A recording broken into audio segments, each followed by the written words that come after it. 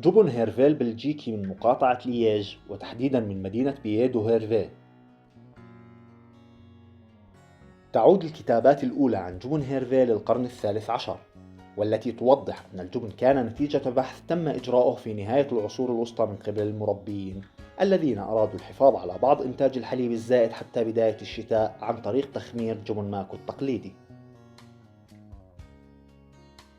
في عهد تشارلز الخامس منع تصدير القمح إلى هولندا الهابسبورغية، وبالتالي في منتصف القرن السادس عشر اضطر سكان هيرفي إلى تحويل أراضيهم إلى مروج، وأدى ذلك إلى زيادة إنتاج الجبن. حصلت جبنة هيرفي على شهادة تسمية المنشأ المحمية AOP عام 1996 من قبل الاتحاد الأوروبي، وهو الجبن الوحيد المحمي بهذه العلامة في بلجيكا.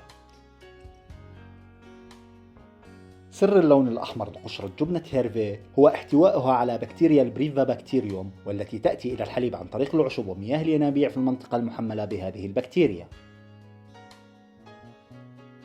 تبدأ العملية برفع درجة حرارة الحليب إلى 32 درجة مئوية، وتثبيت جميع البكتيريا الموجودة بالحليب، ثم إضافة المنفحة.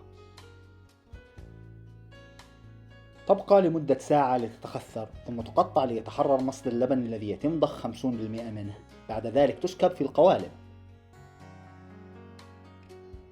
تنقل القوالب إلى غرف النضوج، ويتصافى في هذه الغرف 30% من مصل اللبن المتبقي، وذلك عن طريق تدوير القوالب.